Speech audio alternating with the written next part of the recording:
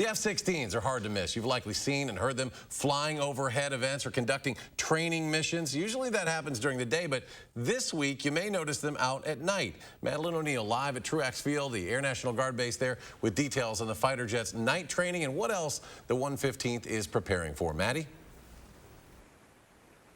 Well, they're paying attention to the weather here, too. Probably a good thing it's raining pretty hard. We just heard a really loud thunder boom, but those storms mean the jets aren't taking off tonight, really just to keep safe from potential lightning or hail. But the scheduled night training does go through Thursday, so there are still a few more chances to get the jets up in the air.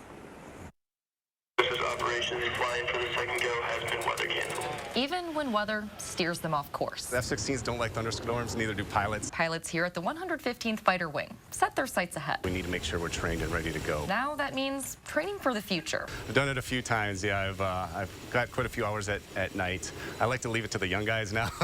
Lieutenant Colonel Ryan Gaffney is in charge of the 176th Fighter Squadron, overseeing all pilots and operations, like this week's night training in the F-16s. Just like anything else, doing it at night is a lot more difficult and challenging. So they get the right training and gear. On the top of this is what we have are our night vision goggles. And set to the sky for a number of different missions. And it gives us an opportunity to do some of the training that we're going to need when we deploy here shortly to fly all the way across the Atlantic and then on to our final deployment locations. While the F-16s get put away for the night, Gaffney is looking ahead to the arrival of the F-35s. An aircraft that was designed back in the 70s versus one that's been designed in the 2000s. A new simulation building on the base is also being built. What it really does is allow us to train to kind of more of those high-end training scenarios. Helping them prepare for what's on the horizon. F-16's been fun, but really looking forward to the new mission.